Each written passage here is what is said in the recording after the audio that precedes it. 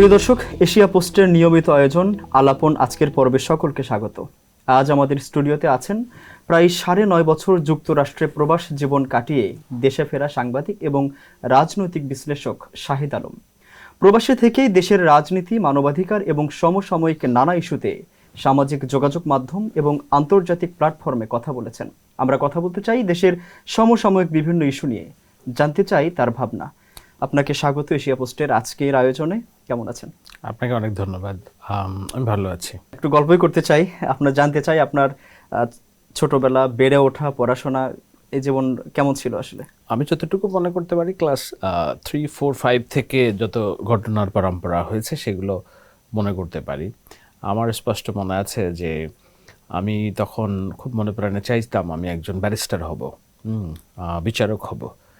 তো সেই লক্ষ্যেই পড়াশোনা করতাম। কিন্তু এটাকে কি বলে, ঢাকা বিশ্ববিদ্যালয়ে ভর্তি হওয়ার আগ পর্যন্তও আমার রেজাল্ট একটু খারাপ হওয়ার কারণে আমার সম্ভবত মেধা তালিকা ছিল 128। তো আমি ওই বছর আবার এলএলবি শেষ হয়ে গেল খুব দ্রুত। তো আমি আর নিতে পারি না, এলএলবি পড়তে পারি নাই, ঢাকা ইউনিভার্সিটির ল ডিপার্টমেন্ট যেটা। বাট অন্যান্য বিষয় ছিল, ইকোনমিক্স ছিল এবং অন্যান্য। কিন্তু খুব হঠাৎ করে মনে হলো যে না, আমি সাংবাদিকতা পড়বো আর কি। হঠাৎ করে ঠিক না, আমার মনে আছে আমার বাড়িতে সাতক্ষীরাতে ভাড়া থাকতেন একজন ব্যাংকার। তো তার সাথে আমার ওই খুনসুটি হইতো নানান বিষয় নিয়ে। তো ছোটোবেলায় অনেকে যখন খেলাধুলা করতো, ফুটবল খেলতো কিংবা অন্য কিছু করতো, আমি তখন দেখা যাচ্ছে আমি উপন্যাস লিখতাম, আমি গান লিখতাম, কবিতা লিখতাম। তো এইটা দেখে উনি আমাকে একবার বলছিল, যদি তোমার কখনো সুযোগ হয় সাংবাদিকতা পড়বা, তাহলে তোমার এই মেধাটার বিকাশ হবে। তো কিন্তু এটা আমি কোনোদিন ইচ্ছা করি নাই যে এটা আমি পড়বো। ভাইভা বোর্ডে যে হঠাৎ করে আমার মনে হলো, যেহেতু আমি এলবি পেলাম না, ওয়াই নট আমি ট্রাই জার্নালিজম। তো আমি জার্নালিজম নিলাম। তো জার্নালিজম নেওয়ার পর থেকে তো আস্তে আস্তে আজকের এই জার্নি আমার। তো বলছি, ছোটোবেলার কথা বলতে অনেক বিষয় তো আছে। আমি ছোটোবেলায় আমি throughout my whole primary থেকে একেবারে আপ টু এসএসসি আমি as the first boy of the class captain হিসেবে ভূমিকা রাখতাম। তারপরে আমি ঢাকায় আসি প্রথমবার 1996 সালে। আমি তিতুমির কলেজ থেকে পড়াশোনা করি, এরপরে তো ঢাকা বিশ্ববিদ্যালয়ে পড়াশোনা করি। তো এই আমি মোটা দাগে যদি বলি, আমি খুব ডিটেলসে গেলাম না আর কি। বাট ছোটোবেলার স্বপ্ন ছিল আর একরকম, আর বড় হয়ে আরেক রকম জায়গায় পদার্পণ, এবং এটার জন্য আমি খুবই গর্বিত যে যেই রাস্তা আমি বেছে নিয়েছিলাম। আমার ধারণা যে আমি যেই প্রফেশনে যেতে চেয়েছিলাম সেটারও উদ্দেশ্য ছিল কিভাবে নিজের উৎকর্ষতা বৃদ্ধি করা, দেশের প্রয়োজনে কাজ করা। সেইটা ওই রাস্তায় হয়তো আমি করতে পারিনি, কিন্তু আমি যেই রাস্তাটা বেছে নিয়েছি সেই রাস্তাতেও আমার যতটুকু করার আমার মনে হয় আমি অনেকখানিই করেছি। নিশ্চয়ই God is the best planner. So তিনি যদি আরও কিছু আমাকে দিয়ে করাতে চান তাহলে নিশ্চয়ই সামনে আমি আরও করব। তবে এতটুকু পর্যন্ত যতটুকু করেছি, I am happy with that. এই সময়ের মধ্যে সাংবাদিকতায় তো বর্ণাঢ্য জীবন পার করেছেন। তো এই সময়ের মধ্যে সবচেয়ে চ্যালেঞ্জিং কোনো মুহূর্ত গেছে কিনা সাংবাদিকতায়?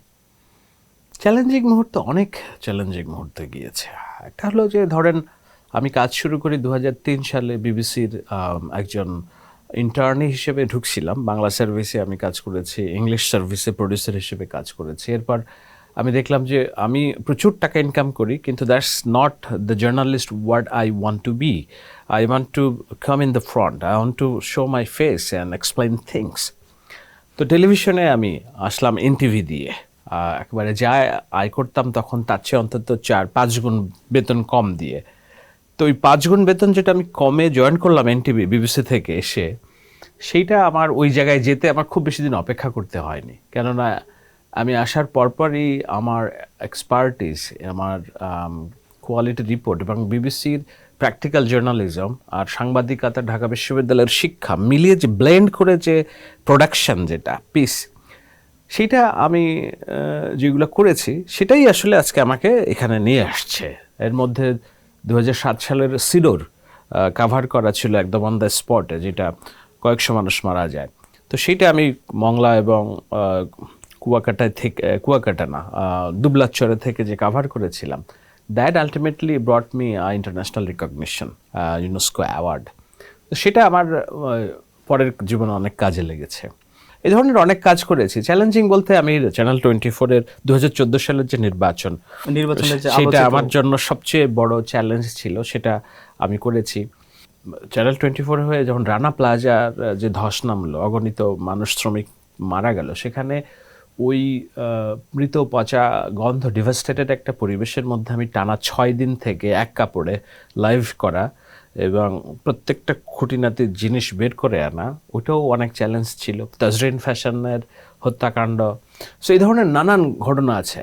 তো এগুলো করতে যে চ্যালেঞ্জ বলতে যে এরকম অনেক অনেক, যেমন আমার মনে আছে সিডোরে আমি যখন যোগাযোগ বিচ্ছিন্ন দুবলার চরে, তো সেই সময় ওখানকার যে মানে ডিভাস্টেটেড একটা এনভায়রনমেন্ট, সেটা তুলে ধরার জন্য আমার ঢাকার সাথে কোনো যোগাযোগ, তখন তো স্যাটেলাইট ছিল না, মোবাইল নেটওয়ার্কও ছিল না, কিছুই ছিল না। তো প্রধান উপদেষ্টা ছিলেন তখন ফখরুদ্দিন আহমেদ, উনি হেলিকপ্টারে যে করে ত্রাণ দিতে গেছিলেন। আমাদেরকে বলা হলো যে উনি একটা চরে ল্যান্ড করবেন, এখান থেকে যদি কেউ ঢাকাতে কোনো মেসেজ কিংবা কোনো তথ্য পাঠাতে চান, লেখা পাঠাতে চান, রিপোর্ট পাঠাতে চান, তাহলে ওখানে দিতে পারবেন। তো আমার হাতে ছিল মনে হয় আধা ঘন্টা সময়। তো আমি সারাদিনে যেসব কাজ করলাম সেগুলোর কম্পাইল করে একটা স্ক্রিপ্ট লিখতে হয়। তো আমি কাগজে স্ক্রিপ্টটা লিখলাম এবং ক্যামেরায় আমি ওই ভয়েসটাও দিলাম। দিয়ে আমি যখন তখন ওই ছোটো ছোটো ক্যামেরা ইয়ে ছিল, টেপ ছিল, ওই তখন তো আর ইরেজ মিডিয়া ছিল না, টেপ ছিল। তো টেপে করে টেপটা আমি খামে করে দিয়ে স্ক্রিপ্ট সহ আমি দৌড়াচ্ছি যে একটা দ্বীপ থেকে মানে চর থেকে আরেকটা চরে যেতে হবে, কারণ হেলিকপ্টারটা ওই চরে। তো এমন হয়েছে যে আমি দৌড়াচ্ছি রুদ্ধশ্বাসে, কারণ আমি দেখছি যে হেলিকপ্টার পাখা ছেড়ে দিছে, ওটা উঠে যাবে যে কোনো সময়। আমি যদি এটা না পাঠাতে পারি তাহলে এখানকার দুর্দশা আমি তুলে ধরতে পারবো না। এমন হয়েছে আমি দৌড়াতে যেয়ে আমার ডেড বডি আমার পায়ে বেঁধে গেছে আর কি, আমি পড়ে গেছি। আমি পেছন ফিরে দেখে আমি ওটা নিয়ে আবার উঠে দিয়েছি। আমার স্পষ্ট মনে আছে যে আমি যখন গেলাম ওই জায়গায়, তখন হেলিকপ্টার টেক আপ করে উপরে উঠে গেছে। আমি যখন আমার এনটিভির বুমটা দেখালাম, যিনি পাইলট ছিলেন উনি কি মনে করে হেলিকপ্টারটা আবার একটু ডাউন করলেন। হ্যাঁ, আমার মনে আছে আমি কেবল ওই খামটা দিছি তার হাতে, বলতে পারিনি যে কোথায় কাকে দিতে হবে, পৌঁছাতে হবে। ওনাদের কেউ কেউ একজন ভিতর থেকে সম্ভবত এনটিভির বুম দেখে এনটিভিতে ফোন দিছে যে এখান থেকে একটা খাম আসছে, আপনারা নেন। তো ওইটা আমি যখন পরে নেটওয়ার্কের ভিতরে আসলাম, তখন আমি জানলাম যে না, that was a highly impactful report, যেটার কারণে মানে সিডোরের যে ধ্বংসযজ্ঞ, হ্যাভক, সেটা রাইটলি ডিসপ্লেড হয়েছে সেখানে। এবং ওই রিপোর্টের পর বিশ্ববিদ্যালয়, স্কুল, কলেজের অনেক ছেলে মেয়ে তারা দল বেঁধে ওই সাহায্য চেতে শুরু করলো মানুষের কাছে, বিভিন্ন জায়গায় দাঁড়াতে শুরু করলো যে ওই আমাদের ত্রাণ দরকার, আমরা ওখানে কাজ করব। তাই এরকম আমি এরকম প্রত্যেকটা রিপোর্টের পেছনের হাজারটা গল্প আমি বলতে পারবো। Those are challenging job. Obviously সবচেয়ে বড় চ্যালেঞ্জ ছিল শেখ হাসিনার এই 10 বছরের সময়টাতে গণতন্ত্রের জন্য লড়াই করা, কথা আমরা বলা। দেখেছি আপনি সাংবাদিকতা করতে গিয়ে একটা পর্যায়ে দেশান্তরী হতে হয়েছে। এটা হয় না যে এরকম না, কোনো একটা পার্টিকুলার একটা ঘটনায় যে ট্রিগার্ড হয়েছে এরকম না, এটা পরম্পরা ছিল, ঘটনার পরম্পরা। প্রথম কথা হচ্ছে 2007 সালের যে তত্ত্বাবধায়ক সরকার, সেই সরকারের আমলে আমি অনেক রিপোর্ট করেছি নির্বাচন কমিশনে। তখন আমার এমন হয়েছে টানা 2-3 মাস নির্বাচন কমিশন থেকে নির্বাচন ব্যবস্থার ত্রুটি, পক্ষপাতিত্ব আচরণ, গণপ্রতিনিধিত্ব অধ্যাদেশ বা আদেশ আরপিও, সেগুলো নিয়ে পুঙ্খানুপুঙ্খ প্রতিবেদন করেছি। দিনের পর দিন লিড স্টোরি ছিল সেগুলা। তো ওই 2008 সালের যে নির্বাচন, সেটা আপাতত দৃষ্টিতে মনে হয় ভালো নির্বাচন, কিন্তু ওইটা তখন থেকেই আমি কথা বলা শুরু করি। তো 2008 থেকে 2014 সাল পর্যন্ত হয়তো আমার রিপোর্টিংয়ে অতটা সরকারের প্রতি এটাকে কি বলে নেগেটিভিটি প্রকাশ হয় নাই। কিন্তু 2014 সালের যে নির্বাচন, সেটা তো আমার নিজের হাতে দেখা, নিজের চোখে দেখা। It was a scam election without any vote.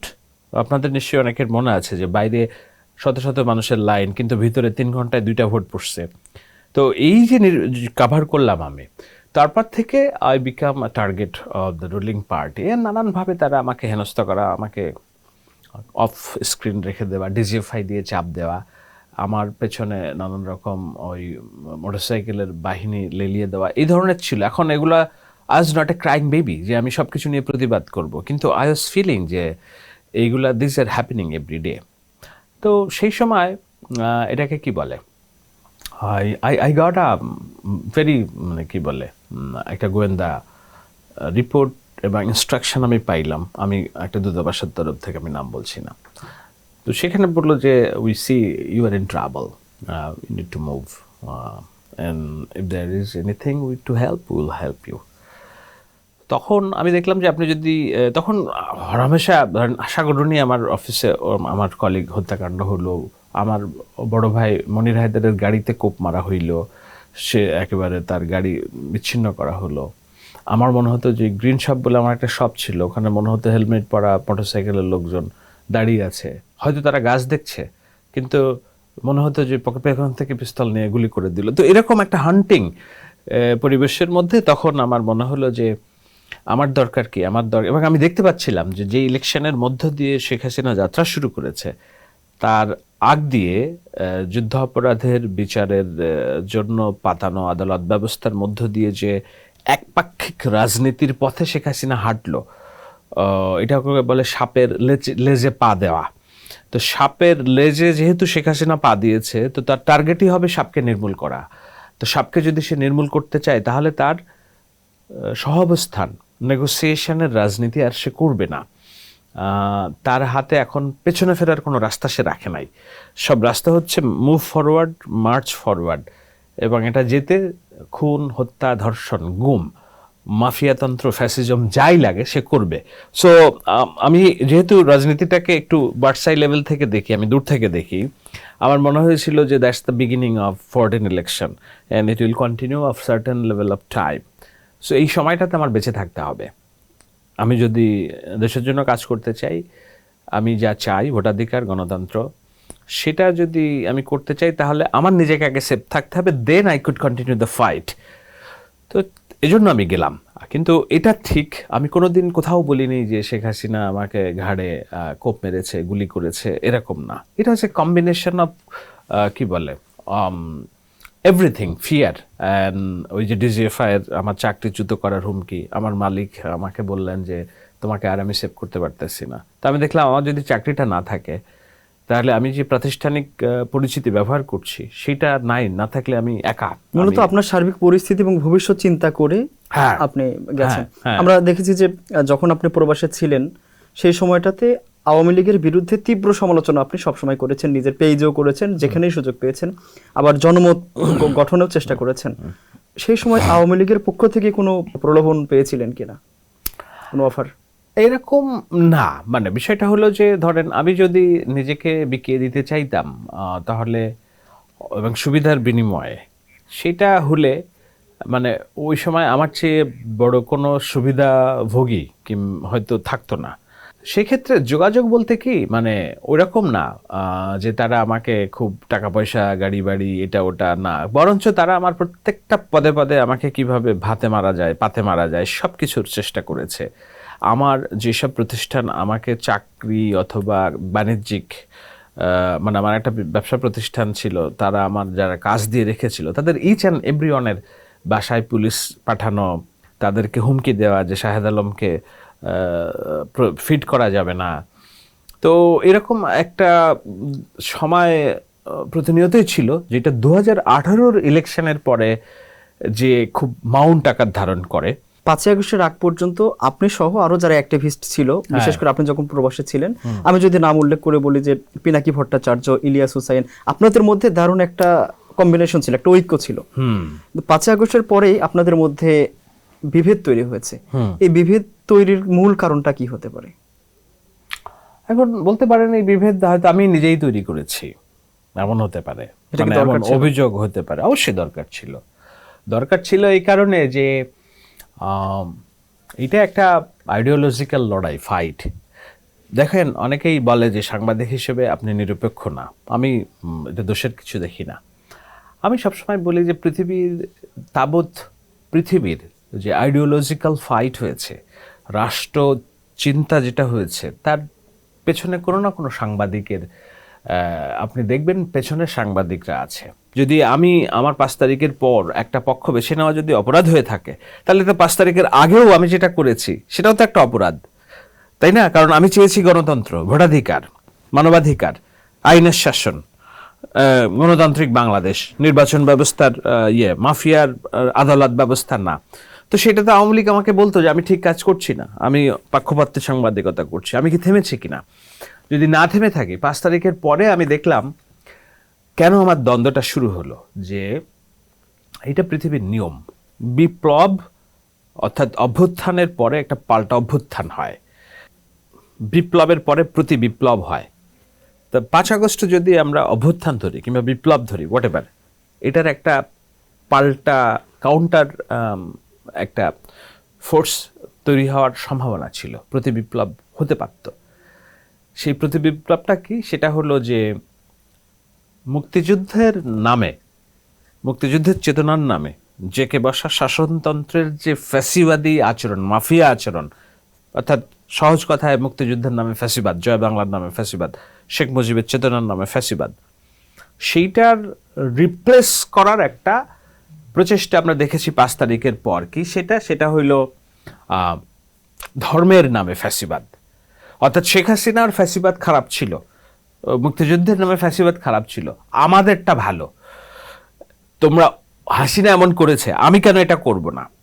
So হাসিনার যেই সব সমর্থক গোষ্ঠী কিংবা তার যেসব ফ্যাসিবাদী আচরণ, সেগুলোকে রিপ্লেস করা হলো ধর্মের নামে যে চেষ্টা, ধর্মের নামে। তো আমি ভয় পাচ্ছিলাম পাল্টা বিপ্লবটা হবে মুক্তিযুদ্ধের ফ্যাসিবাদের এগেনস্টে ধর্মের নামে ফ্যাসিবাদ।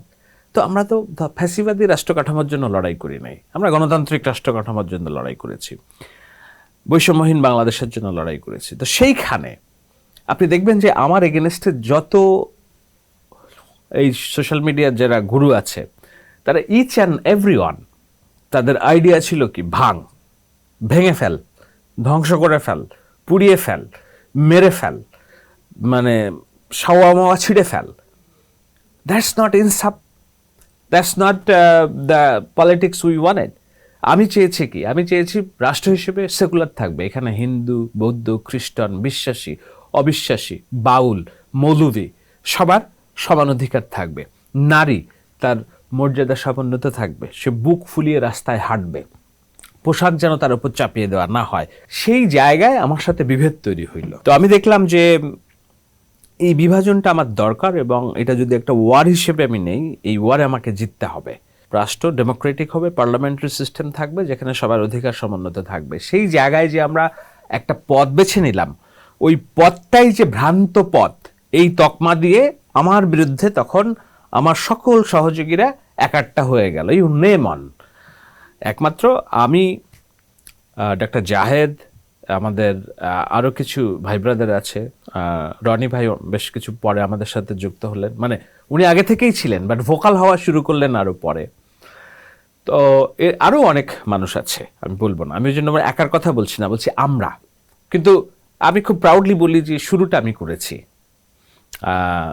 এই ওনাদের সাথে বিভাজন, পলিটিক্যালি জামায়াতকে একটা প্রতিক্রিয়াশীল রাজনৈতিক গোষ্ঠী হিসেবে উপস্থাপন, এবং তাদের অনুসারে এনসিপিকে মবের রাজনীতির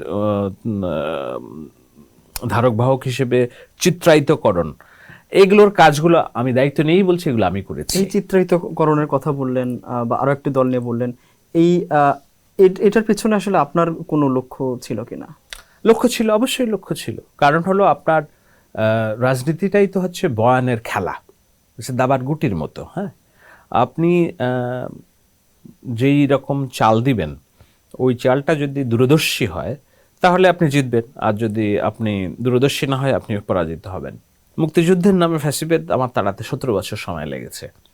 ধর্মের নামে যদি ফ্যাসিবাদী আমরা আচরণে প্রবেশ করি, ইট কুড টেক অ্যাটলিস্ট, আমার মনে হয়েছে যে 34 বছর না, ডাবল না, এমন হতে পারে 100 ইয়ার্সেও আমি এটা সরাইতে পারবো না। নারায়ে তাকবীর বলে যদি আপনাকে কেউ আঘাত করে, এটার প্রতিবাদ করার লোক আপনি পাবেন না দুদিন পরে, কারণ তখন এটা হয়ে যাবে ধর্মযুদ্ধ, ইসলাম লোক রক্ষার লড়াই। খুবই স্পেসিফিক, স্পর্শকাতর মনে হতে পারে, কিন্তু ঘটনা এটাই। এবং তার কিছু নমুনা যারা আমরা নির্বাচনের আগে দেখিনি তা কিন্তু না, আমরা দেখেছি। এখন আমাদের এই ধর্মীয় ভাই বোনদেরকে মানে ইনস্টিগেট করা, ভুল পথে পরিচালনা করা খুব সহজ। আমি বলছি না যারা এই রাজনীতি করে সবাই খুব খারাপ, অনেক সময় তারা বুঝে না যে which is right which is wrong. যেমন ডাকসুর এই যে ছেলেটার নাম কি, সে মার খাওয়ার পর বলছে, তার মা বলছে যে একটু শুদ্ধ ভাষায় কথা বলতে, মোসাদ্দেক একটু শালীন ভাষায় কথা বলতে, বই পড়তে। তো আমি দেখলাম মনসুরা পোস্টটা শেয়ার করে লিখছে যে মোসাদ্দেক, তোমার বয়স ছোট, তোমার ভিতরে যে জিল আছে, যে উন্মাদনা আছে, যে দেশ পরিবর্তনের ভালো ভাবনা আছে, এটাকে কেউ না কেউ খারাপ কাজে ব্যবহার করতে তোমাকে ইনস্টিগেট করছে। সেখান থেকে ফিরে আসা, ওইটাই হলো বোধোদয়। ধরেন আমাদের প্রয়াত ওসমান হাদি, তার যে রাজনীতি ছিল কি, শুরুর দিকে তার রাজনীতি ছিল কি, ধ্বংসের রাজনীতি, ভাঙচুরের রাজনীতি। কিন্তু তার চাওয়াটা ছিল কি, ইনসাফ প্রতিষ্ঠা করা। কিন্তু ইনসাফ তো ভাঙচুর দিয়ে হয় না। ইনসাফ তো কারোর মন্দির ভেঙে ইনসাফ করতে পারেন না আপনি। সে যখন ওই জায়গা থেকে ফিরে আসার চেষ্টা করে, গণতান্ত্রিক রাজনীতিটা করার চেষ্টা করলো, ভোটার দাঁড়ানোর চেষ্টা করলো, তখন তাকে সরিয়ে দেওয়া হলো। কারা সরিয়ে দিল? তাকে যারা এম্পাওয়ার্ড করতে চেয়েছিল একজন ক্রীড়ানক হিসেবে, সেই স্বার্থান্বেষী গোষ্ঠী তাকে সরিয়ে দিল। কেননা তার রাজনীতিটা পরিবর্তিত হয়ে গেছিল শেষের দিকে এসে। সে শুরুটা করেছিল ডিস্ট্রাকশন দিয়ে, কিন্তু সে যখন কনস্ট্রাকশনের রাজনীতি করতে শুরু করলো, তখন এটা তাদের পছন্দ হয় নাই। মোসাদ্দেকরা হেন কোনো কাজ মোসাদ্দেকদের, জুবায়েরদেরকে দিয়ে করানো হয় নাই। সমস্ত বিরোধী মতকে বাল, অর্থাৎ বাংলাদেশ আওয়ামী লীগ ট্যাগ দিয়ে, ঠিক যা আওয়ামী লীগ যেটা করতো, রাজাকার ট্যাগ দিয়ে তাদেরকে নির্মূল করা, এই মোসাদ্দেক জুবায়েররা এই কাজটাই করেছে। পাল্টা যে ফ্যাসিবাদ, আমি বলতে বুঝছেন যে আমি শেখ হাসিনার ফ্যাসিবাদটা সরিয়ে আমি আমার একটা শাসন ব্যবস্থা নিয়ে আসবো, হুইচ ইজ যেটা রাইট। তো এই যে ছেলে মেয়েগুলা, এদেরকে তো কেউ না কেউ ব্যবহার করছে। এদেরকে কিভাবে ব্যবহার করছে? যে তোমাকে আমি নেতা বানিয়ে দিলাম আমার রিজার্ভ ভোট দিয়ে, কিন্তু তুমি আমার রাজনীতিটাই করবে সাধারণ ছাত্র হিসেবে। তো যখন এই যে এখন আর তাদের ভাল লাগবে না, যদি এখন সুস্থ ধারার রাজনীতি করে, মব স্টার না হয়ে যদি রিয়েল স্টুডেন্ট স্টার হয়, তারা দেখবেন যে হারিয়ে যাবে, হাসির পাত্র হবে, হাহা হবে। কারণ তাদেরকে কেউ না কেউ ব্যবহার করছে। তারা তো বিএনপিকে হেয় করেছে কি বলে, চাঁদাবাজের দল। চাঁদাবাজের দল এমন একটা ন্যারেটিভ, এমন একটা স্টিগমা, এটা দেখা গেল যে আওয়ামী লীগের শত অপকর্মকেও জাস্টিফাই করে মনে হলো চাঁদাবাজটাই বাংলাদেশের একমাত্র সমস্যা। একই সাপের দুই বিষ, নৌকার ধানের শেষ। এবং সো এগুলা করে আওয়ামী লীগের সাথে মিলিয়ে ফেলা হলো একটা 17 বছরের মজলুম রাজনৈতিক দলকে। আমরা না, মানে আমি খুব খাবি খাচ্ছি যে আসলে কিভাবে এটা মোকাবেলা করব। সুতরাং আমি পাল্টা বয়ান তৈরি করার চেষ্টা করলাম। আমি এবং আমরা যারা আছি সবাইকে আমরা বুঝালাম যে না, এর বিপরীতে তাদেরকে নতুন তকমা দিতে হবে, স্টিগমা করতে হবে। এবং সেই স্টিগমা করার জন্য না বানিয়ে না, তারা এটা করছে, তারা মবের রাজনীতি করছে, তারা অশান্তির রাজনীতি করছে। সো তাদেরকে মববাজ হিসেবে এস্টাবলিশ করতে হবে। আপনি হাদি নিয়ে যে বিষয়টা বললেন, হাদিকে কারা মেরেছে, আপনি যে ইঙ্গিতটা করেছেন, কিন্তু এখন পর্যন্ত যেটা দেখা গেছে যে হাদির হত্যায় জড়িত সন্দেহ করা হয়েছে ছাত্রলীগ এবং আওয়ামী লীগ সংশ্লিষ্ট ব্যক্তিদের, এর বাইরে আর কাউকে না। আপনি যাদের ইঙ্গিত করছেন, তাহলে এটার ভিত্তি কি হতে পারে? দেখুন, এটা অনেক সময় আমার কাছে, আমি তো আর গোয়েন্দা না, আমার কাছে নাই, কিন্তু এটাও তো ঠিক যে ছাত্রলীগের ওই ছেলেটাকে হাদির কাছাকাছি নিয়ে যাওয়ার জন্য কারা সবচেয়ে বড় ভূমিকা পালন করেছিল? সে তো হাদির সহযোগী ছিল, যাকে সন্দেহ করা হচ্ছে। আমি ধরলাম যে অন্য কেউ জড়িত না, এই ছেলেই জড়িত। তো এই ছেলে যদি ছাত্রলীগের হয়ে থাকে, তাকে হাদির কাছাকাছি নিয়ে যাওয়ার রাস্তাটা সুগম করেছিল কোন পক্ষ? তা তাদের কাছের লোকজন। আমি বললে এখন এটা ট্রিগার্ড হবে, তো ট্রিগার্ড হলে তো অন্য জায়গায়, আমি তো চাই না এটা নিয়ে ট্রিগার্ড হোক কিংবা পরিস্থিতি, আমি বিতর্ক সৃষ্টি করতে চাই না। তারপর দেখেন হাদি হত্যাকাণ্ডের, হাদি মারা যাওয়ার, হত্যাকাণ্ড সংঘটিত হওয়ার 1 মাস আগে সে চীনে গিয়েছিল। চীনে তখন আমরা যেই গোষ্ঠীটাকে আমরা সবসময় সন্দেহ করেছি, সেই সন্দেহভাজন গোষ্ঠীর একটা মিটিং ছিল সেখানে। সে আসার পরে মারা গেল। কার হাতে মারা গেল? এখন যদি যার কথা আমরা শুনছি, যাকে গ্রেপ্তার করা হয়েছে, তার হাতেই যদি মারা যায় হয়ে থাকে, তাহলে এই লোককে তার কাছে পৌঁছাইছে কারা? এই ইন্টারনাল রুটটাও তো বের করলে বোঝা যায় যে না ঘটনা কি। এখন এটা সাবজুডিস বিচারাধীন আছে। আমি এসব মন্তব্য করে হয়তো বা একটু ভাবনা দিলাম, কিন্তু এটা এমন না যে আমি কাউকে স্পেসিফিক দোষারোপ করছি, কিন্তু আপনাকে বলছে হবে এই রুটগুলো খুঁজতে হবে, আর পরম্পরাগুলো খুঁজতে হবে, সমীকরণগুলো মেলাতে হবে।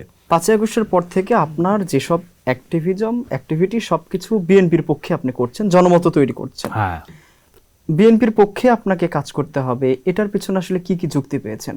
এই যে যুক্তি একটাই, আমি আমার রাষ্ট্রকে মানে মানে আওয়ামী লীগের মুক্তিযুদ্ধের নামে ফ্যাসিবাদের পরে ধর্মের নামে ফ্যাসিবাদ রাষ্ট্র কাঠামোয় প্রবেশ করতে আমি দিব না। এটা তো তাদের বিরোধিতা হলো, কিন্তু বিএনপির পক্ষেই কেন? কারণ বিএনপি ছাড়া তো এই মুহূর্তে আর কোনো রাজনৈতিক দল নেই যে রাষ্ট্রকে মধ্যপন্থায় চালাতে পারে।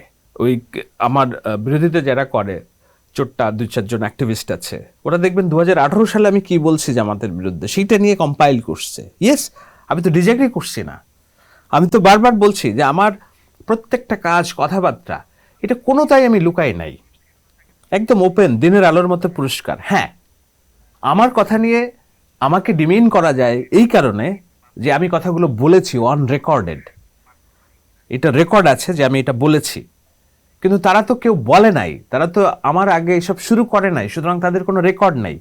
যা টুকটাক রেকর্ড আছে 2013 সালের গণজাগরণ মঞ্চ, জামাত বিরোধিতা, এগুলো এখন আপনি ওদের সাথে মিলাবেন, দেখবেন একদম সমুদ্র এপিটোপিট। হ্যাঁ, তখন বলছে জামাত সবচেয়ে বড় রাজাকার, এখন বলছে জামাত সবচেয়ে বড় পীর। আছে না, প্যারিসের পীর এটা তো বলেছে। জামাত যে মুক্তিযুদ্ধের সবচেয়ে বড় রাজাকার এবং যাদের যুদ্ধ ফাঁসি হচ্ছে, এদের ফাঁসি হওয়া উচিত, এবার এই দায় কোনোভাবে এড়াইতে চায় না, অন রেকর্ডেড, তারা বলেছে 2013 সালে। এখন বলছে যে আমার ভুল ছিল না, আমি না বুঝে বলছি। ও তুমি কলা খাও, দুধ খাও, যে তুমি না বুঝে বলছো। আপনি আমাকে বলেন আমি কোন জায়গায় ইনকনসিস্টেন্ট ছিলাম আমার এই 12-15 বছরের অ্যাক্টিভিজমে? একটা জায়গায় বলেন যে আপনি ইনকনসিস্টেন্ট, যে আপনি তখন এটা বলছিলেন কিন্তু এখন বলছেন। আমি নিজে by born as a nationalist ফ্যামিলির ছেলে, আমি একদম চোখন্ধ বিএনপি লোক না, কিন্তু আমি তো ন্যাশনালিস্ট। বিএনপির অপরাধ সামনে আসলে কি আমি বলবো না যে অপরাধ? কেউ কোনো নেতা অপরাধ করলে কিংবা ভুল করলে আমি ধরিয়ে দেব না যে আপনার এটা ভুল হচ্ছে, আপনার এইভাবে না ওইভাবে। একটু আগে যে বিএনপির অনেক লোকজন যারা গুম হয়েছেন, আরো বিভিন্ন অনেকেই গুম হয়েছেন বলছিলেন কিছুক্ষণ আগে, এখন বলছেন যে বিএনপির কোনো ভুল পেলে আমি ধরিয়ে দেব। হ্যাঁ, একটা প্রশ্ন করি, বলেন। এই নির্বাচনের পর এখন আপনি গুম নিয়ে যেহেতু কথা বলছিলেন, গুম অধ্যাদেশ বাতিল এবং গণভোট বাতিল, তাহলে গুম অধ্যাদেশ বাতিল হওয়া নিয়ে আপনি কিভাবে দেখছেন বিএনপি সরকারকে? আমি খুব দারুণভাবে দেখছি এটা, এবং আই সাপোর্ট দেয়ার আইডিয়াস। কেন সেটা আমি আরেকটা টকশোতে ব্যাখ্যা করেছি। দেখুন, গুম কমিশন হওয়াটা দোষের কিছু না, গুম কমিশন হতে হবে, কারণ গুমের সবচেয়ে বড় ভিকটিম বিএনপি। সালাউদ্দিন আহমেদ নিজে গুম হয়েছেন, ইলিয়াস আলী, তার স্ত্রী রুশনা, তাহসিনা রুশদি সংসদ সদস্য গুম, সংসদ সদস্য তুলির ভাই গুম। এই গুমগুলা হওয়ার কারণে তারা মায়ের ডাক নামক একটা প্রতিষ্ঠান করে ইন্টারন্যাশনালি ন্যাশনালি যে ইন্সপিরেশন, সারা জাগানো যেসব আমার বাবা কই, বাচ্চাগুলো কাঁদছে, এগুলো সারা পৃথিবীতে সারা জায়গায় গেছে। শেখ হাসিনার রেজিমকে ধসিয়ে দেওয়ার জন্য এইসব কর্মকাণ্ড, এইসব কর্মকাণ্ডের প্রেক্ষিতেই না ইউনূস সরকারের আমলে গুম কমিশন হলো, এবং যেই কমিশনে পূর্ব হত্যাকাণ্ডের বিচার এবং নতুন করে কোনো রাষ্ট্র যেন গুমের দিকে না যায় সেটার ব্যাপারে কিছু দিক নির্দেশনা ছিল। সেটা করতে যেয়ে কি হয়েছে, নাবিলা ইদ্রিস নামক একজন জামায়াত স্কলার, তার নেতৃত্বে যে গুম কমিশন, সেটা আমাদের সেনাবাহিনীর অভ্যন্তরে একটা রিক তৈরি করলো, বিশাল ধাক্কা তৈরি করলো অফিসারদেরকে। ইয়েস, আমি বলছি না যে যারা গ্রেপ্তার হয়েছে কিংবা যাদেরকে অভিযুক্ত করা হয়েছে তারা সবাই নির্দোষ, কিন্তু আপনাকে দেখতে হবে আপনি 2 বছরের একটা সরকার না, আপনার সরকার মিনিমাম 5 বছরের গণরায়ের সরকার, এবং যদি আপনি ভালো কাজ কন্টিনিউ করতে পারেন তাহলে আপনি আরও আরেকটা টার্ম ক্ষমতায় থাকবেন। তো তাদেরকে তো চিন্তা করতে হচ্ছে এই লং টার্ম লিডারশিপ নিয়ে। আমি 2 বছরের সরকার আসলাম, এবং যেইভাবে গুম কমিশন গঠিত হয়েছে, তাদের সুপারিশ হয়েছে, ওইভাবে একইভাবে যদি আমি চালাতে যাই, আপনি জানেন এটা ইউনূস সরকারের শেষের দিকে এসে ইন্টেলিজেন্স বলে কোনো জিনিস ছিল না, এরা সরকারের সাথে কোনো তথ্য শেয়ার করতো না। সরকারের সাথে আর্মির যোজন যোজন দূরত্ব ছিল।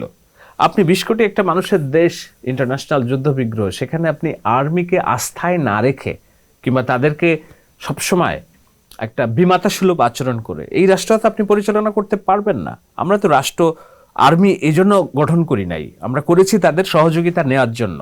সরকার কিন্তু বাতিল করে নাই গুম অধ্যাদেশ। সরকার বলছে ওয়েট, আমরা আরো এফেক্টিভ জিনিস করব, আমরা আরো স্ক্রুটিনাইজ করব কি কি আছে। এখন ডক্টর ইউনূসের সব অধ্যাদেশ এখানে পার্লামেন্টে রেটিফাই করার জন্য চুক্তিবদ্ধ হয়নি বিএনপি, জাতির কাছে ওয়াদাও করে নাই। জাতির কাছে ওয়াদা করেছে কেবল স্বাক্ষরিত জুলাই সনদ নিয়ে, যেটা সংবিধান সংশোধনের বিষয় আছে। সো বাকি অধ্যাদেশগুলোর যেগুলো তারা মনে করছে রাষ্ট্র পরিচালনা করার জন্য সাংঘর্ষিক এবং একই হুবহু অনভিজ্ঞ ব্যক্তিদের দ্বারা প্রস্তুতকৃত সুপারিশ এবং তাদের চাপিয়ে দেওয়া অধ্যাদেশগুলোকে নিয়ে যদি তারা আগাতে চায়, তাহলে প্রত্যেকটা পদে পদে তারা বাধাগ্রস্ত হবে, রাষ্ট্র বিপদে পড়বে, সেনাবাহিনী প্রতিরক্ষার সাথে সরকারের দূরত্ব তৈরি হবে, স্পর্শকাতর বিষয় তৈরি হবে। সেই জায়গাগুলোতে তারা বলছে let do more scrutinize. So I do support their position. আপনি কিছুক্ষণ আগে আরেকটা কথা বলছিলেন যে আপনি আগেও যেসব কথা বলেছেন এখনো একই কথা বলেন, আপনার কথার কোনো পরিবর্তন হয় না, মোস্টলি অবস্থানের পরিবর্তন হয় না। কিন্তু আপনার একটা ভাইরাল ভিডিও আছে যেখানে দেখা যায় যে আপনি বলেছেন যে সবচেয়ে দুর্বলতম দল বিএনপি এবং তারেক রহমান সবচেয়ে দুর্বলতম নেতা। তো এখন আবার আপনি বিএনপির পক্ষেই কাজ করছেন, কি বলবেন? আমাদের এই পলিটিক্যাল ডিসকাশনে কাটপিস বলে একটা বিষয় উদ্ভাবিত হয়েছে, যেটা হাজারবার প্রমাণিত হয়েছে এটা ভুল। যেমন মুক্তিযোদ্ধা ফজলুর রহমানের বক্তব্য এক জায়গার বক্তব্য আরেক জায়গায়, আরেক জায়গার বক্তব্য আরেক জায়গায় করে কাটপিস করে এমনভাবে বানানো হলো প্রত্যেকটা মুহূর্তে তাকে ট্রিগার করা। আপনি আসলে কি বলেছিলেন তাহলে? কোনোদিন কি বলেছি তারেক রহমানের সমালোচনা করা যাবে না? এখনো কি বলছি তারেক রহমানের সমালোচনা করা যাবে না? আপনার মাও তো আপনাকে বলতে পারে এক সময় তোরে জন্ম দেওয়াই আমার পাপ হয়ে গেছে, বলছে কিনা? এটা কি আপনাকে আপনার মা কম ভালোবাসে বলে না আপনার প্রতি ক্ষোভ থেকে? আপনাকে দিয়ে যেটা চাচ্ছে সেটা আপনি পারফর্ম করতে পারছেন না, নানান কারণে হতে পারে। 2018 সালের নির্বাচনে আমি কখন বলেছি বিএনপি দুর্বলতম দল, তারেক রহমান দুর্বলতম নেতা? আমি জানি না এই জায়গায় বলেছিলাম কিনা, কিন্তু দুর্বলতম দলে পরিণত হচ্ছে এটা একবার আসছে। আপনার মনে আছে কিনা আমি ওই লাইভে ভেউ ভেউ করে কাঁদছিলাম? এটা অনেকের মনে থাকার কথা। এখন আমার ওই কান্নার কথা কেউ মনে নাই। কেন কাঁদছিলাম? কষ্টে। মা যেমন কষ্ট পায় যে না আমার ছেলে তুই এটা কেন করলি, তুই কেন এই পথে চলছিস, তুই কেন মানে ফার্স্ট হইতে পারলি না? তা তোর মা কি বলে হচ্ছে তো মানে এটাকে কি বলে, তো ওরকম মানে আমি যখন আমার সমস্ত কিছুকে বাতি রেখে মামলা হামলা, আমার পরিবারকে, আমার বাবাকে ডিজিএফআই জিজ্ঞাসাবাদের মধ্যে রেখে, আমার বড় ভাই আমাদের পরিবারের ব্যবসা বাণিজ্য হুমকি ভাঙচুরের মুখে রেখে আমি যখন ননস্টপ তাদের পক্ষে বয়ান তৈরি করছি, 2018 সালের নির্বাচনে তারা ভালো করে রাস্তায় নামতে পারলো না, মাঠে নামতে পারলো না, মানুষকে প্রমোট করতে পারলো না।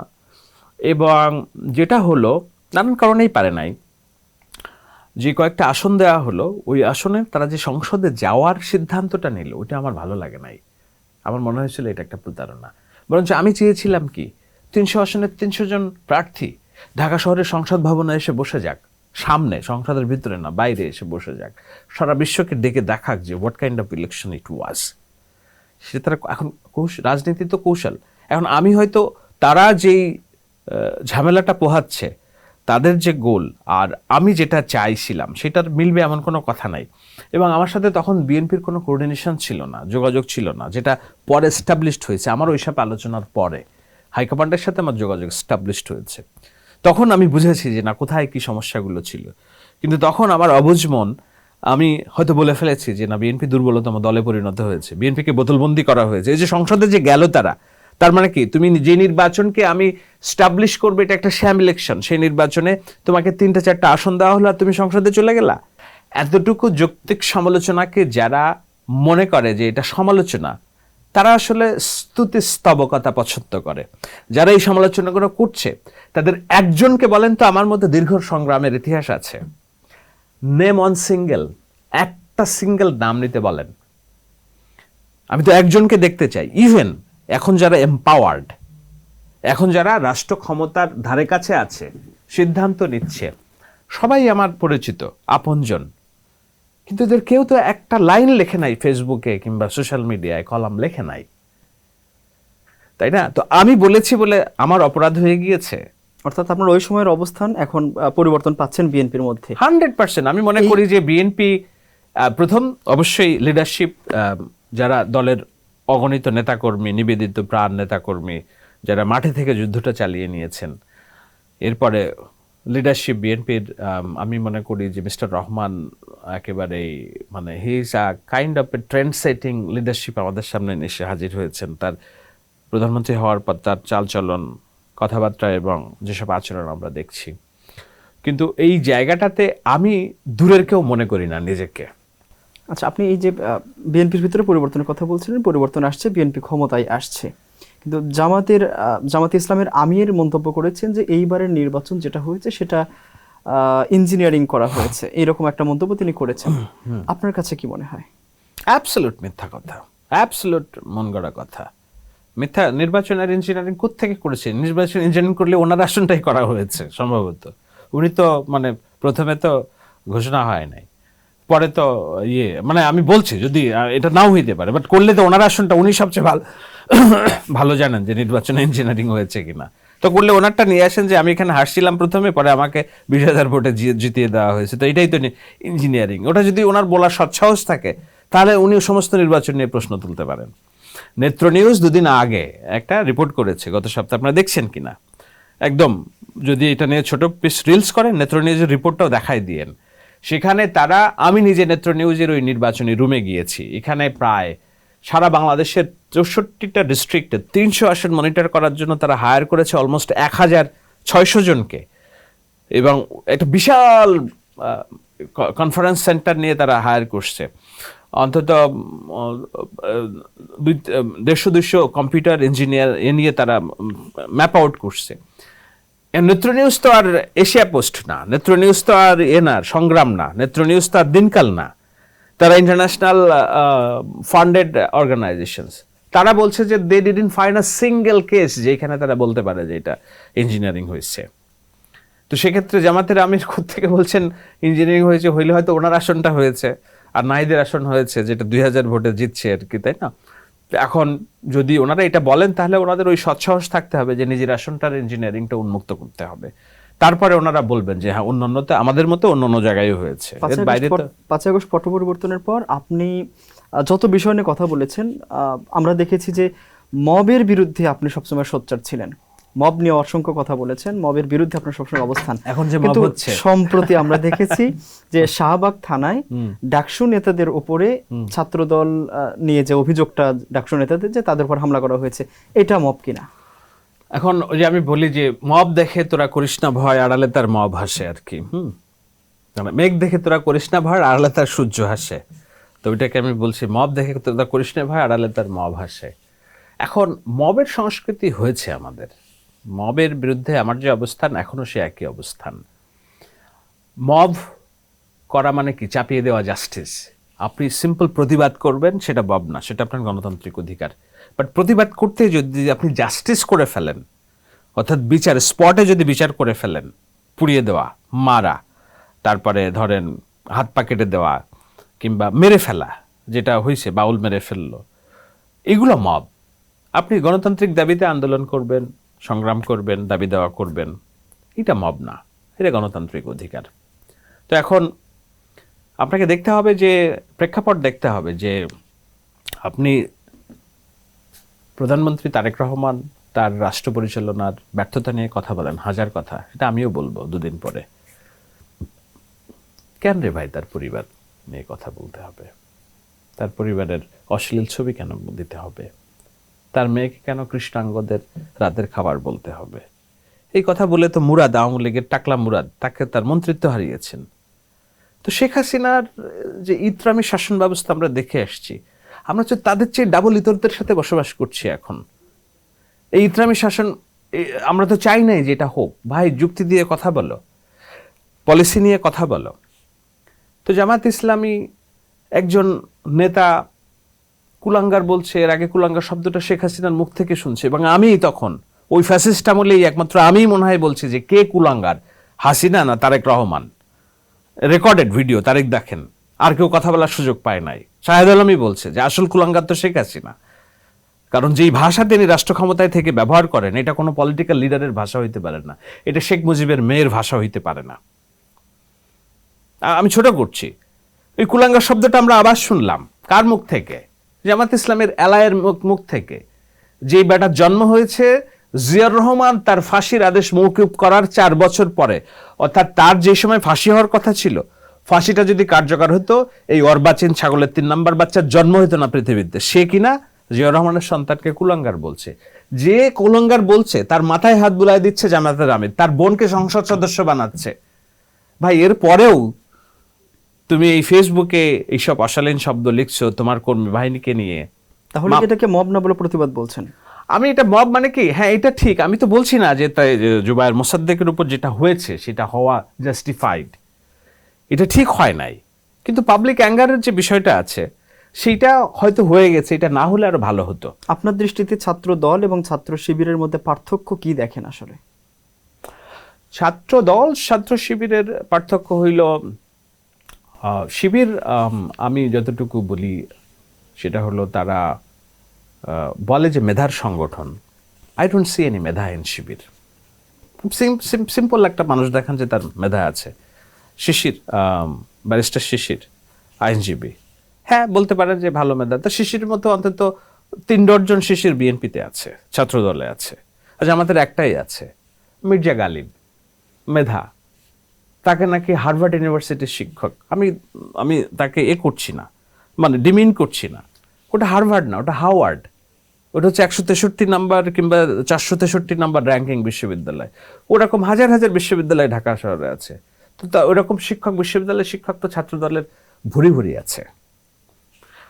আপনি দেখেন এই যে মেধার রাজনীতি যদি বলেন, তা আজকে যারা জামাত ইসলামের সংসদে গেছে, বলেন তো সংসদে একটা মানুষ দেখান তো তার যে মেধার রাজনীতি করছে, যুক্তিতর্ক সংবিধান বুঝে একটা মেধা আছে? নাই। সেক্ষেত্রে আমি মানে খুব শিবির বলতে যে হাইপ আছে সোশ্যাল মিডিয়ার, যে একেবারে না তারা পুত পবিত্র মেধা জর্জরিত একটা বিষয়, আই ডোন্ট বাই দ্যাট। আমি করি না বলে আমি শত্রু, আমি খারাপ, আমাকে গালি শুনতে হয়। আমি খুব রিয়েলিস্টিক কথা বলি, এটা মেধার না। তাদের 2জন নেতা আছে, তাদেরকে অধ্যাপক বলে। কিসের অধ্যাপক? তারা প্রভাষক, তারা মাস্টার। এখন মাস্টার হইলেই অধ্যাপক হইতে হবে? অধ্যাপক তো মাস্টার আর অধ্যাপক এক না। আপনি ডক্টরেট ডিগ্রি নিছেন, কিন্তু দেখা গেল যে ওই ড্রামের ডক্টরেট ডিগ্রি পরে ভুয়া, ওইটা প্রমাণিত হয়েছে। আপনি একজন ফরেন অ্যাডভাইজার নিয়োগ করছেন, দেখা গেল সে একটা ভুয়া ডিগ্রিধারী এবং মিথ্যা কথা বলে সে সরকারি চাকরিতে ঢোকার জন্য আমিরের সাইন নকল করছে। কিসের সততার দল, কিসের মেধা? I don't see. মানে এগুলো না, মানে এতদিন তারা দূরে দূরে ছিল, আমাদের একটা কল্পনার জগতে একটা অন্যরকম ভাবনা ছিল, কিন্তু এই চেহারাগুলো যখন আমরা দেখছি তখন আমরা বিস্মিত হচ্ছি যে না, এটা তো মেধা না, মানে এটা কোনো মতে জোড়াতালি দেওয়া একটা জ্ঞানগর্ভ একটা সংগঠন হিসেবে তারা এস্টাবলিশ করতে পারে। এখন একটা শব্দ বেশ আলোচিত, গুপ্ত শব্দটা। আপনি গুপ্ত নিয়ে অনেক কথা বলেছেন, আজকেও বলেছেন। তো আপনার কাছে কি মনে হয় যে বিগত সরকারের সময় যেরকম ট্যাগিং কালচারটা ছিল, এখন আসলে এই গুপ্তটা সরকারের বিরুদ্ধে গেলে কাউকে ট্যাগের অস্ত্র হিসেবে ব্যবহার করা হচ্ছে মনে করেন কিনা? এখন হচ্ছে তো, দিস ইজ পলিটিক্স, আপনাকে ইউ হ্যাভ টু ডিল ইট। কে শুরু করেছে ট্যাগিং এর রাজনীতি? 5 তারিখের পরে বিএনপিকে ভারতীয় দল হিসেবে এস্টাবলিশ করার ট্যাগিং কে শুরু করেছে? চাঁদাবাজের দল, ট্যাগিং কে শুরু করেছে? ভারতের চর, সালাউদ্দিন, খসরু, ভারতের দালাল, কে শুরু করেছে? বিএনপি শুরু করেছেন, আপনি শুরু করেছেন।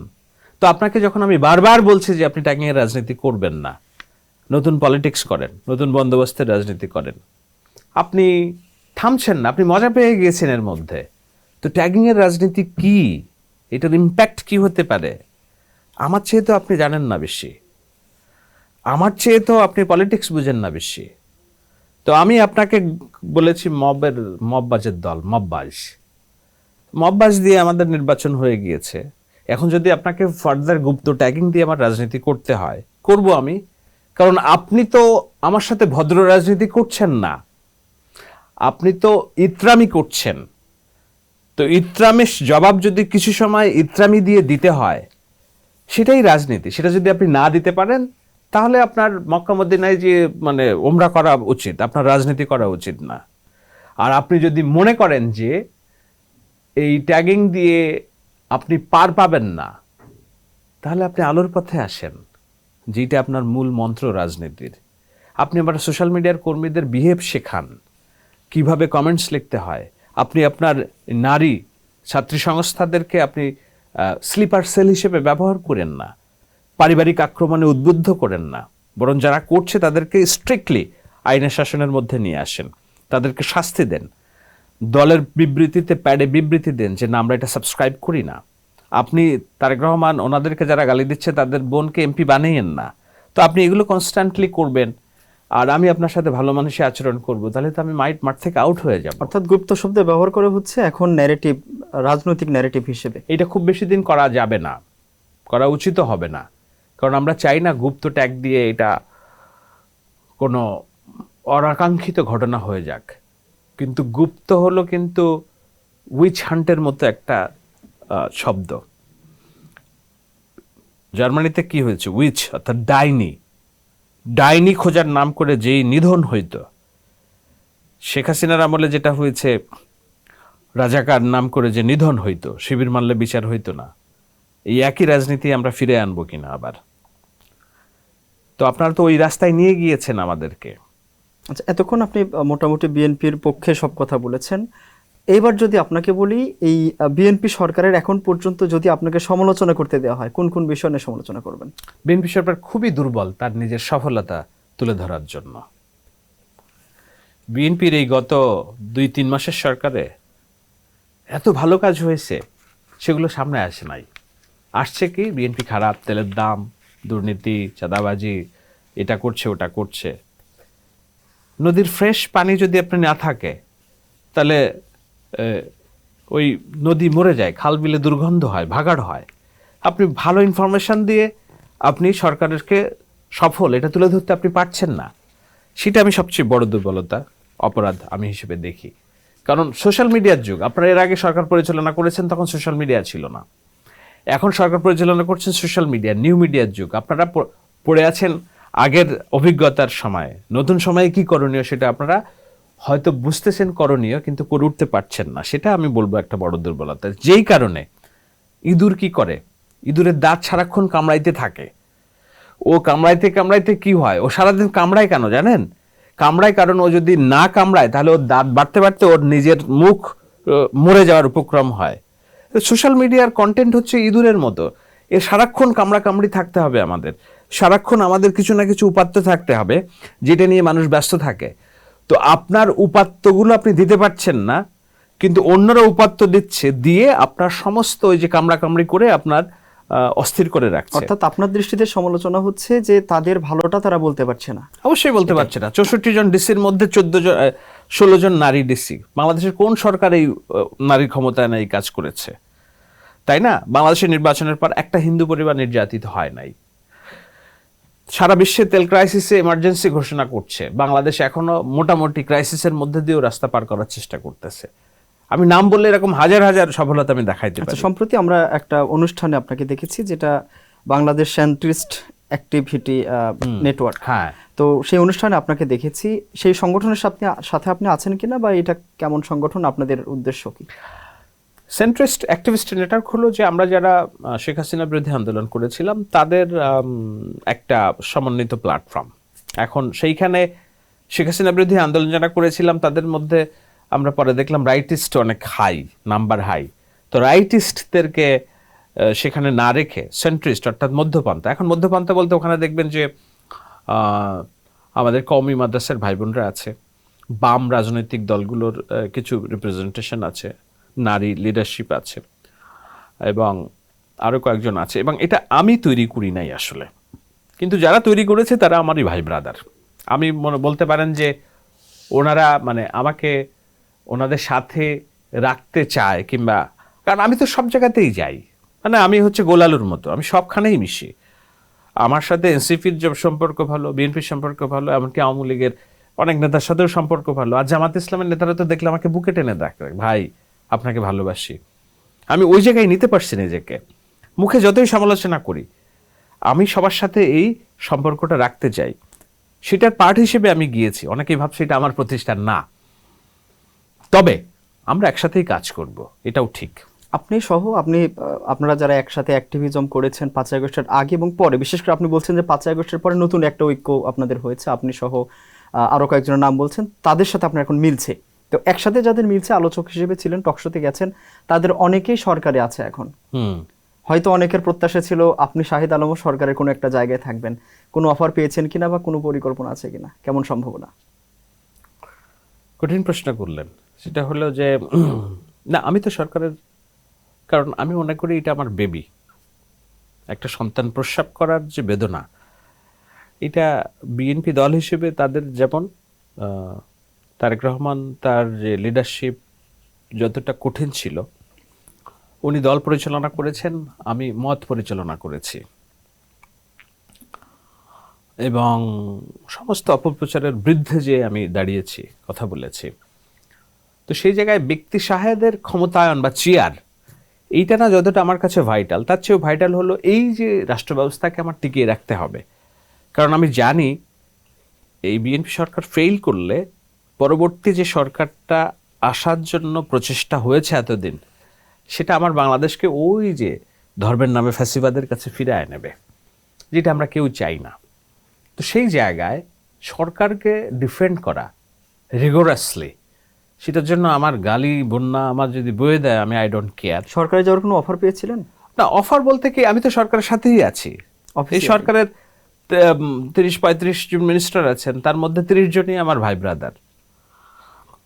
আমাকে আমি সচিবালয়ে যখন যাই সবাই আমাকে শ্রদ্ধা করে, সংসদে যাই যখন একজন স্টাফ থেকে শুরু করে পেশকার পর্যন্ত সালাম দেয়, ভাই কেমন আছেন। তো আমি পার্ট অফ দিস গভর্নমেন্ট, আমি অস্বীকার করছি না। তো হ্যাঁ, নির্দিষ্ট পদ নাই, সেইটা আমি তো বললাম যে গড হ্যাজ বেস্ট প্ল্যান। স্রষ্টার প্ল্যান আমার চেয়ে অনেক বড় প্ল্যান, তাই না? তো এবং এইটার মধ্য দিয়ে আমি এটাও জানাতে চাই যে বাংলাদেশের প্রধানমন্ত্রী, মাননীয় প্রধানমন্ত্রী, উনি আমাকে ডেকে সম্মানিত করেছেন। ওনার সাথে বসে আমার দুপুরে খাওয়ার সুযোগ হয়েছে, গত 2-3 সপ্তাহ আগের ঘটনা। প্রধানমন্ত্রীর কার্যালয়ে গিয়ে কি খেয়েছেন? এটাকে কি বলে, ছোট মাছ, লাউ চিংড়ি, করলা ভাজি, 2 পিস মুরগির মাংস, একটু পাতলা ডাল, একটা ভর্তা ছিল মনে হয়। তো আমার খেতে খুব কষ্ট হয়েছে, মানে আমি বলছি যে ওইটা আমার, মানে আমি কল্পনা করি নাই কখনো যে না, একটা সিটিং প্রধানমন্ত্রীর সামনে বসে, মানে এক টেবিলে বসে আমরা খাবো। তো আমি বললাম যে এটা, এই ভাত আমি গিলতে পারবো কিনা। উনি হেসে দিলেন, বললেন সে ভাবি পাঠাইছে, চলেন খাই, একসাথে খাই। ওই খেতে খেতেই গল্প করা। আচ্ছা, তার মানে বাড়ি থেকে আসা প্রধানমন্ত্রী। হ্যাঁ হ্যাঁ হ্যাঁ, নতুন অভিজ্ঞতা ছিল নিশ্চয়ই। এটা তো আমি নতুন না, আমি বলছি আমার জন্য এসে লাইফ টাইম অ্যাচিভমেন্ট, তাই না? এটা অপরচুনিটি। হ্যাঁ না, ওনার সাথে আমার এর আগেও দেখা হয়েছে, লন্ডনে দেখা হয়েছে। রাষ্ট্র পরিচালনার দায়িত্ব নেওয়ার পরে অনেকে অনেক তো ভুলে যায়, তাই না? তো আমার কাছে নতুন অভিজ্ঞতা হলো, আমি খুব প্রাউড ফিল করেছি যে প্রাইভেট সিটিজেন হিসেবে, যে এটা আমার জন্য একটা বাড়তি পাওয়া, যে না এতটুকু অনার উনি করেছেন। তবে এটা ঠিক যে মানে এটার মধ্য দিয়ে যে মানে খুব বেশি আমি এটাকে কি বলে, ওনার সম্পর্কে যে আমার ধারণা আগে খারাপ ছিল এখন ভালো হয়েছে, এরকম না। আমার এই ভালো ধারণা আগেও ছিল, আমি জানতাম উনি এই মানুষ। এবং একটা কথা খুব স্পষ্টভাবে বলি, আমি বিএনপির পক্ষে খুব রেগুলাসলি কথা বলার আগ দিয়ে ওনার সাথে আমার অনেক বিষয় নিয়ে আমি কথাবার্তার সুযোগ হয়েছে। তখন আমি বুঝেছি যে না, I can bet for this person. এই 3 মাসে বিএনপি সরকারকে 10-এ কত দেবেন এবং কেন? 3 মাসে আমি বিএনপি সরকারকে 10-এ 10ই দিতাম, কিন্তু ওই যে এটাকে কি বলে, ইন্টারন্যাশনাল ফুয়েল ক্রাইসিসের কারণে যেই রকম একটা হ্যাভকের মধ্যে দিয়ে আমরা যাচ্ছি, সেই কারণে আমি 10-এ 10 দিতে পারছি না। কিন্তু আমি মনে করি, এবং ছোটোখাটো বিষয়ে যে মত প্রকাশের কারণে 2-একটা গ্রেপ্তার হচ্ছে, সেগুলা কিছু সমালোচনা হচ্ছে। আমার মনে হয় এখানে সাবাটুর, অর্থাৎ অভ্যন্তর থেকে বিএনপিকে ক্ষতিগ্রস্ত করার কিছু লোকজন অ্যাক্টিভ হয়ে আছে, সেগুলোতে নজর দিতে হবে। তো এই 2-3টা জিনিস বাদ দিলে আমি 10-এ 10ই দিব। সবশেষ আপনার কিছু বলার আছে কিনা? না, আমি অনেক কথা বললাম, আমার মনে হলো যে না, ইনফ্যাক্ট আমি যেই কথাগুলো এখানে বললাম অনেক নতুন কথাই বললাম, এটা নিয়ে ইন্টারনেট বাস্ট হয়ে যেতে পারে, but this is who I am. এবং আমি মনে করি যে নতুন ওটা সেটা হলো যে শাহেদ আলম কে শত্রু বানানোর যারা চেষ্টা করছে তারা জানে Shahed Alam is a fact. Shahed আলমকে যদি যেহেতু ফ্যাক্ট, সেহেতু শাহেদ আলমকে দমিয়ে ফেলাটাই এখন সবচেয়ে বড় কাজ। আমার মতে মনে হয় না আমার চেয়ে বেশি সমালোচনা আর কেউ হজম করে, কিন্তু আমি তো খুব হাসি মুখে সমালোচনা মেনে নেই। আমার দেখবেন আমার কমেন্টসে গালি দিয়ে যারা মজা পায়, মানে এত মজা মনে হয় না অন্য কোথাও পায়, হা হা টাহা দিয়ে। তা আমি তো এমন না কাউকে ব্লক করি কিংবা পাল্টা গালি দেই, এরকম না। আমার নাম টাম কি সব বিরিয়ানি টিরানি বলে, ওকে আমি এটা বলে ঠিক আছে এই বিরিয়ানি না অন্য বিরিয়ানি বলো, আরো একটু ভালো করে ক্যারিকেচার করো। তো এরপরেও মানে মানুষ মানে ওই মজাটা পায়। মানুষ কোথায় যে এসব আবদার করে যেখানে আচ্ছা, আপনাকে পায়। যে বিরিয়ানি বললো, আপনি নিজেই বললেন, এটা হ্যাঁ। কেন শুরু হয়েছে আসলে? এটা আমি মনে হয় এর আগে আমি ব্যাখ্যা করেছি। সেটা হলো এটা ওই যে আমাকে ডিমিন করার একটা প্রচেষ্টা। আমার তো এখান থেকে যাওয়ার পরে যুক্তরাষ্ট্রে রুটি রুজির জন্য ব্যবসা করতাম। তো আমার ব্যবসায়িক প্রতিষ্ঠান নেক্সাস ওই কিছু কোম্পানির ইন্টারনেট মার্কেটিং নিয়ে কাজ করতো, internet management, website management, social media promotion, এগুলো পিআর কাজ যেটা। তো সেখানে অনেক ক্লায়েন্টের মধ্যে একটা বিরিয়ানির দোকানও ছিল আর কি। তো এখন আমার একজন প্রতিপক্ষ বলল, শাহেদ আলম তো নিউ ইয়র্কে বিরিয়ানির খয়রাতির টাকায় চলে, কি ওই বিরিয়ানির দোকান থেকে সে মাসে মাসে টাকা নেয়। এখন নিউ ইয়র্ক এমন একটা জায়গা, যুক্তরাষ্ট্রে এমন একটা জায়গা, এটা তো ঢাকা শহর না যে একজনকে ফোন করে বললাম যে 200 টাকা দাও নাহলে কিন্তু তোমার গুলি করে দিব। এটা it's all recorded and all, এখানে একটা পয়সা হারাম খাওয়ার কিংবা জোর করে নেওয়ার সুযোগ নাই। তো যেই লোক আমাকে $2000 দিচ্ছে মাসে, নিশ্চয়ই কোনো কাজের বিনিময়ে দিচ্ছে, সেইটা সে এড়িয়ে যেয়ে বললো ও তো খয়রাতির টাকায় জীবনযাপন করে। ইয়েস, আমার লাইফস্টাইল হাই, আমি ক্যাডিল্যাক চড়ি, আমার বাড়ি আছে, আমি টেসলা চড়ি, আর জীবনকে কখন আমি নিচে, আমার যে সংগ্রাম এটা কাউকে আমি বুঝতে দেই না। তো আমাকে কেমনে ডিমিন করা যায়, অন্য কিছু নাই কি, সেটা হলো শাহেদ আলম খয়রাতির টাকায় চলে। খয়রাতির টাকা চেয়ে বিরিয়ানির দোকান থেকে সে টাকা নেয়, তো ওই নাম হয়ে গেল Biryani Alam, and I enjoy it আর কি। আচ্ছা, আমরা একেবারে শেষ পর্যায়ে চলে এসেছি। অনেক অনেক ধন্যবাদ আমাদের সাথে থাকার জন্য। আপনাকে অনেক ধন্যবাদ। আমার সাথে অনেক আলোচনা হয়েছে, সময় দেওয়ার জন্য। আপনি প্রশ্নও খুব ভালো করেন। দর্শক, আজ এ পর্যন্তই। স্টুডিওতে ছিলেন সাংবাদিক শাহেদ আলম। এতক্ষণ সঙ্গে থাকার জন্য আপনাদের অসংখ্য ধন্যবাদ। দেখা হবে পরবর্তী আলাপনে। সে পর্যন্ত ভালো থাকবেন, সুস্থ থাকবেন। শুভেচ্ছা নিরন্তর।